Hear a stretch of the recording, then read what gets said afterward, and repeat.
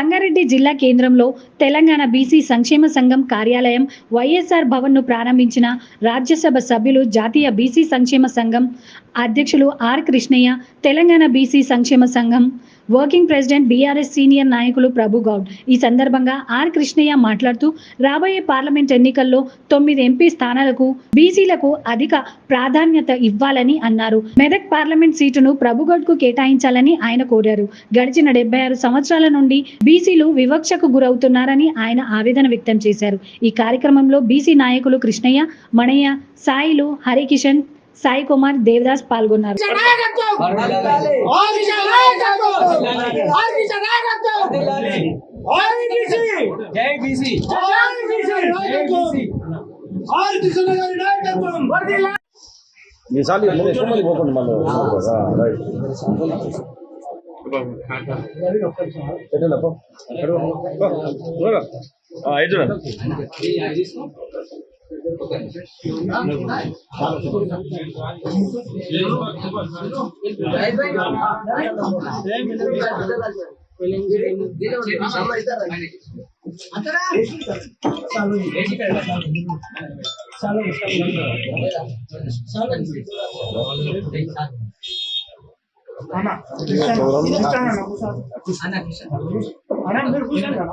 కార్యాలయం కోసం స్థలానికి 2012లో కలెక్టర్ గారు రిప్రజెంటేషన్ ఇచ్చారు.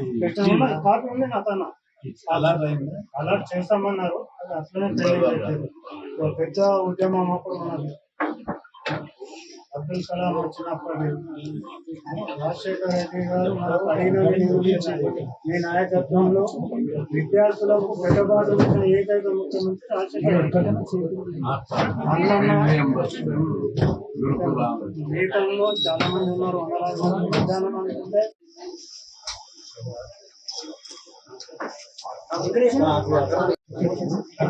సార్ వచ్చింది సార్ దగ్గర ఉందా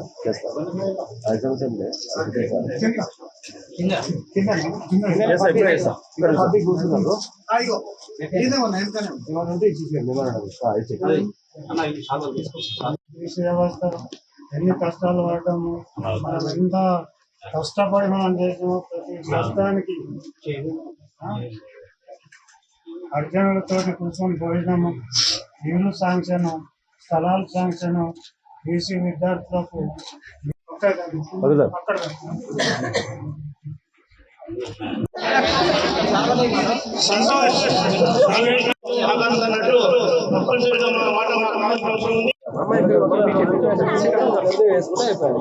సైడ్ నుంచి వెళ్ళమ్మా.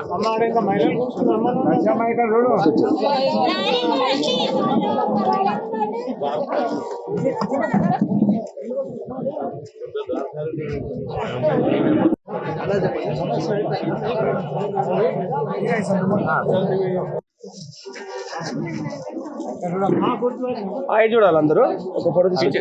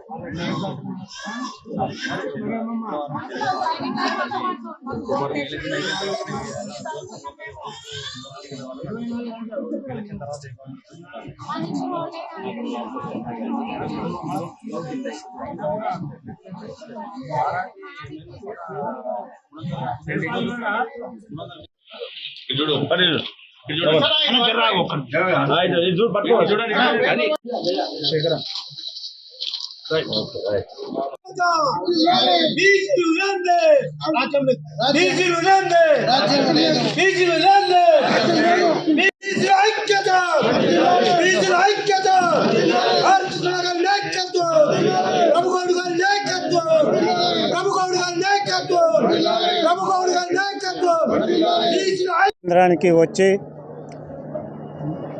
తెలంగాణ బీసీ కార్యాలయాన్ని అన్న చేతుల మీద ఓపెనింగ్ చేయడానికి సంతోషిస్తూ ఉన్నాం.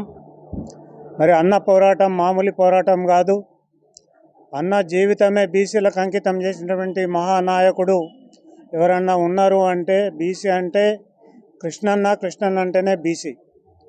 అన్న చేస్తున్న పోరాటం ప్రతి ఒక్కరు బీసీ భాగస్వాములమై అన్న నాయకత్వంలో దాదాపు 25-30 ఏళ్ళు అవుతుంది. నేను జిల్లా అధ్యక్షునిగా 10-15 సంవత్సరాలు చేసిన, రాష్ట్ర కార్యదర్శిగా చేసిన. ఈ మధ్యలోనే అన్న నాకు తెలంగాణ రాష్ట్ర బీసీ సంక్షేమ సంఘం వర్కింగ్ ప్రెసిడెంట్ ఇచ్చేయడం జరిగింది. నా హృదయపూర్వక ధన్యవాదాలన్నా. అన్న ఇచ్చిన ఆదేశాలు మెదక్ జిల్లాలో తూచ తప్పకుండా మేము బీసీల కొరకు పనిచేయడం జరిగింది. అన్న చేస్తున్నటువంటి ప్రతి దీక్షకు, ప్రతి పోరాటానికి మనమంతా మద్దతు తెలపాలని కూడా ఈ సందర్భంగా నేను తెలియజేస్తా ఉన్నా. ఇవాళ సంగారెడ్డి జిల్లా కేంద్రమే కాదు, రేపు మండల కేంద్రాలలో ఇంతకన్నా 4 గంటల బీసీ సంఘాలతోటి మేము నిర్మాణం బలోపేతనం చేస్తాం, సమావేశాలు పెడతాం. బీసీ అంటే బెదిరిపోయే విధంగా, భయపడే విధంగా అన్న నాయకత్వంలో మనమంతా కలిసి మనం పోరాటం చేస్తామని కూడా అన్నకు మా అన్న ఆశీస్సులు మనకున్నంత కాలం, అన్న గొంతులో ప్రాణం ఉన్నంత కాలం బీసీల కోసమే పోరాడతాడు తప్ప ఆయన సొంత కోసం కూడా ఆలోచించే మనస్తత్వం కృష్ణనాథ్ కానే కాదని ఈ సందర్భంగా నేను తెలియజేస్తున్నా. అన్న చేస్తున్న ప్రతి బీసీ బిల్కు పిల్లల ఫీజు రివర్స్మెంట్ జరిగిందంటే కేవలం ఆర్ కృష్ణన్న. ఆర్ కృష్ణన్న గారు ఆయన ముఖ్యమంత్రి వైఎస్ రాజశేఖర రెడ్డి గారితో పోరాడి అన్న నేను అమర నిరాహార దీక్ష కూర్చుంటున్నా అని పోయి చెప్పినాడు. అన్నతో పాటు మేమందరం కూడా ఉన్నాం. ఆయన చెప్తే మళ్ళా తెల్లారే అన్నను పిలిపించి కృష్ణయ్య గారు మీరు చెప్పింది నేను అమలు చేస్తా అని చెప్పి అన్నను ఈ మాట చెప్పి అమలు చేసినటువంటి దీక్షను వివరింపజేయడం జరిగింది ఆ రోజు. అన్న దీక్ష అంటే, అన్న మాట అంటే బీసీల కోసమే. ఇవాళ బీసీ బంధు కోసం మాట్లాడుతుండు, బీసీ హక్కుల కోసం మాట్లాడుతుండు, బీసీ వాడ కోసం మాట్లాడుతుండు. ఇక బుడ్డ దుకాణాలు పెట్టుకున్న వాళ్ళు అవి పనికి మాలిన దుకాణాలు, ఎవరిని మేము విమర్శించాం. అందరం కలిసి ఇవాళ మన నాయకుడు ఎవరంటే ఆర్ కృష్ణన్న. రేపు రాబోయే తరాలలో ఇవాళ తెలంగాణ ఇచ్చింది ఎవరంటే సోనియా గాంధీ అంటారు, తెచ్చింది ఎవరంటే కేసీఆర్ అంటారు. ఇలా బీసీల పోరాట యోధుడు కృష్ణన్న రేపు గాంధీ విగ్రహం లాగా రాబోయే కాలంలో పెట్టుకొని కృష్ణన్న కోసం మాట్లాడుకోవాల్సిన పరిస్థితి మన ముందున్న తరాలు చేస్తారని కూడా ఈ సందర్భంగా నేను తెలియజేస్తా ఉన్నా. కృష్ణన్న వ్యక్తిగాడు మహాశక్తి. ఒక ఐఏఎస్ అయ్యేటోడు, కలెక్టర్ అయ్యేటోడు, ఆయన త్యాగం చేసిండు. బీసీలు అన్యాయమవుతున్నారు. జ్యోతిరావు పూలే, అంబేద్కర్ చేసినటువంటి చట్టాలను మరి వీళ్ళు తుంగలో తొక్కుతున్నారు. నా బీసీలను ఎవరు కాపాడుతారు, నాకు నా బీసీలను నేను కాపాడుకోవాలి అని ఒక దీక్షతోటి ఇవాళ ఇంతవరకు అనారోగ్యంతో ఉన్నప్పటికీ కూడా ఇవాళ ఈ సమావేశానికి వచ్చి ఇక్కడ పాల్గొన్నాడంటే అది మన అదృష్టంగా భావించుకుంటా ఉన్నాం. అన్న ఆశయాలలో, అన్న అడుగులో అడిగేసి ఇవాళ మేము కూడా పార్లమెంటుకు పోతామని, అన్న ఆశీస్సులు మాకుంటాయని ఈ సందర్భంగా నేను తెలియజేస్తా ఉన్నా. అదేవిధంగా అన్న తెలంగాణలో కాకుండా జాతీయ స్థాయిలో బీసీల కోసం పోరాడుతూ ఉంది. కాబట్టి అన్న ఎంబడే బీసీ వర్గాలు ఉన్నాయి. బీసీలకు అన్న ఆశీస్సులు అవసరం. అన్న పట్టుదల, అన్న చేసేటువంటి దీక్షలు, పోరాటాలు చూసి మనం స్ఫూర్తి, కృష్ణన్న గారిని స్ఫూర్తి తీసుకొని మనం అడుగులేసి ప్రతి బీసీ కుటుంబం దగ్గరికి పోయి, ప్రతి బీసీ విద్యార్థి పోయి మనం జరుగుతున్న అన్యాయం, మనకు కావాల్సిన అవకాశాలు మనము కొట్లాడి తెచ్చుకోవడానికి, మన హక్కులను మనము సాధించుకోవాలని కృష్ణన్న ఆశీస్సులు మన బీసీలకు ఉంటాయని ఈ సందర్భంగా నేను తెలియజేస్తా ఉన్నాను. ఓకే స్టార్ట్ చేయను. వచ్చే పార్లమెంట్ ఎన్నికల లోపల Congress party, BRS party, BJP party 9 MP సీట్లను బీసీలకు ఇవ్వాలని చెప్పి డిమాండ్ చేస్తున్నాం. కేంద్రంలో బీజేపీ పార్టీ అధికారంలో ఉంది.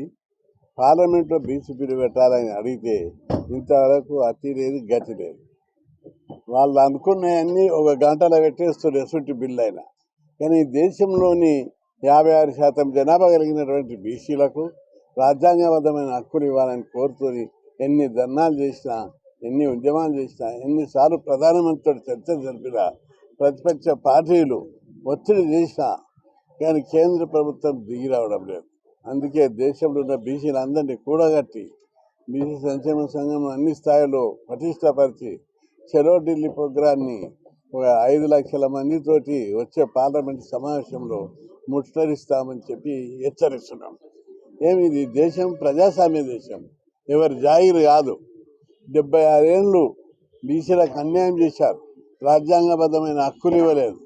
అయినప్పటికీ కూడా ఇంకా అట్లే అన్యాయం చేయాలి. గతంలో పాలించినటువంటి యూపీఏ ప్రభుత్వం, కాంగ్రెస్ ప్రభుత్వం, బీజేపీ ప్రభుత్వం, ఇప్పటి బీజేపీ ప్రభుత్వం ఎవరు కూడా బీసీలకు న్యాయం చేయడానికి, రాజ్యాంగబద్ధమైన హక్కులు ఇవ్వడానికి ముందుకు రావడం లేదు. ప్రధానంగా మనం మహిళా బిల్లు పెట్టారు పార్లమెంట్లో. అందులో ఈ దేశంలో అత్యంత పేదరికంలో జీవిస్తున్నటువంటి బీసీలకు బీసీ మహిళలకు సబ్కోట్ ఇవ్వలేదు. బీసీ మహిళలకు సబ్కోట్ ఇవ్వకుండా ఏది పెట్టినా దానికి అర్థం లేదు. ఎవరి కోసం పెడుతున్నారు? బేబీ హెయిర్ కటింగ్ ఉన్న వాళ్ళకు, దొరలకు పోయి దొరసాన్ల కోసం పెడతారా మహిళా bill? BC, SC, ST, BC మహిళలకు వాటా ఇవ్వకుండా మహిళా బిల్లుకు అర్థమే లేదు. అదేవిధంగా కేంద్రం లోపల బీసీలకు ప్రత్యేక మంత్రిత్వ శాఖ లేదు, బడ్జెట్ లేదు. అడుగడుగున బీసీలకు అన్యాయం జరుగుతుంది. కేంద్రంలో 47 లక్షల కోట్ల బడ్జెట్ ఉంది. అందులో బీసీలకు బిచ్చం వేసినట్టు 2000 కోట్లు ఇస్తారు. బిస్కెట్లు, టీలు కూడా రావు, చాక్లెట్లు కూడా రావు. అందుకే కనీసం 2 లక్షల కోట్ల బడ్జెట్ ఇచ్చి ప్రతి బీసీ కుటుంబానికి 20 లక్షల రూపాయలు ఇస్తే దశల వారుగా ఒక 10 సంవత్సరాల కాలంలో బీసీలందరూ ఆర్థికంగా డెవలప్ అవుతారు. సామాజికంగా డెవలప్ చేస్తలేరు. ఈ దేశంలో సామాజిక వివక్షత ఉంది. సామాజిక వివక్షత రూపుమాపాలంటే అధికారం బీసీలకు ఇవ్వాలి, అధికారంలో వాటా ఇవ్వాలి, అదేవిధంగా స్కీమ్లలో వాటా ఇవ్వాలి, బడ్జెట్లో వాటా ఇవ్వాలి. ఈ 3 రంగాల్లో వాటా ఇవ్వకుండా బీసీలను అణిచిపెడుతున్నారు. ఈ అణిచివేత వైఖరికి వ్యతిరేకంగా బీసీలందరూ పార్టీలకు అతీతంగా బీసీ ఉద్యమాన్ని బలోపేతం చేయాలని చెప్పి నేను విజ్ఞప్తి చేస్తున్నాను. బీసీలు పార్టీల కింద ఉండి మన హక్కులు కోల్పోతున్నాం. మన హక్కుల కోసం వచ్చినప్పుడు పార్టీలను పక్కకు పెట్టి బీసీలు తెగించి పోరాడితే తప్ప ముందుకు రా. తెలంగాణ ఉద్యమం ఏ విధంగా అయితే తెగించి పోరాడినో అంతకంటే బీసీల హక్కుల కోసం తెగించి పోరాడలేదు.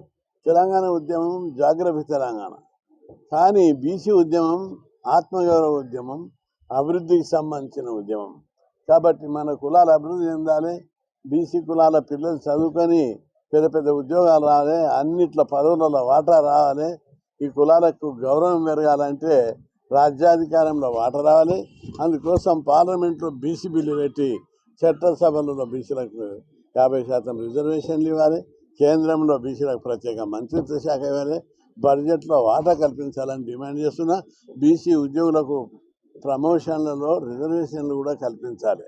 ఎందుకంటే కేంద్రంలో 97 మంది సెక్రటరీలు ఉన్నారు, బీసీలు 3 మాత్రమే. అంటే 76 ఏళ్ల స్వతంత్రం తర్వాత 75 కోట్ల మంది బీసీల ప్రజలకు కేంద్రంలో 97 మంది ముఖ్యమైన పదవులు ఉంటే అందులో 3 మాత్రమే బీసీలా? ఇది ఎంత అన్యాయంగా అనిపిస్తుంది కదా ఈ ప్రభుత్వాలకు, ఈ నాయకులకు. ప్రధానమంత్రి నరేంద్ర మోడీ బీసీ వర్గానికి చెందినవాడు. ఇప్పుడు బీసీలకు న్యాయం చేయకపోతే ఎప్పుడు కూడా జరగదు.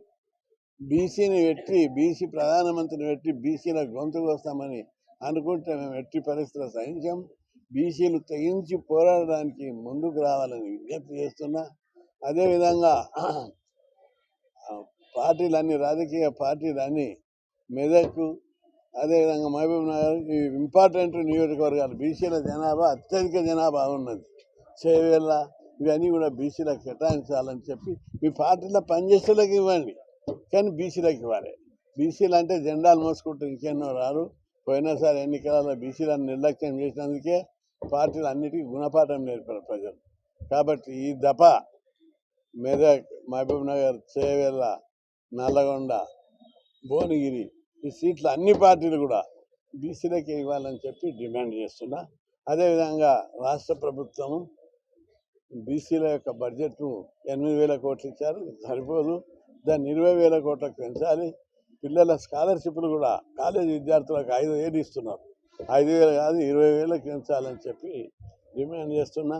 గురుకుల పాఠశాలలు చాలా తక్కువ ఉన్నాయి, జనాభానేమో 56%, గురుకుల పాఠశాలలు 290 మాత్రమే ఉన్నాయి. అవి ఏమాత్రం సరిపోతలేవు. వాటిని ఈ దఫా ఇంకొక నియోజకవర్గం ఇంకొకటి చెప్పిన 120 మంజూరు చేసి ప్రతి పాఠశాలను సొంత భవనాలతో నిర్మించాలని చెప్పి డిమాండ్ చేస్తున్నా. అదేవిధంగా బీసీ బంధు పథకం పెట్టి రాష్ట్ర ప్రభుత్వం ఒక్కొక్క కుటుంబానికి 10 లక్షల రూపాయలు ఇవ్వాలి. దళిత బంధు ఏ విధంగా పెట్టిరో బీసీ బంధు కూడా ఏర్పాటు చేయాలని చెప్పి డిమాండ్ చేస్తున్నాం.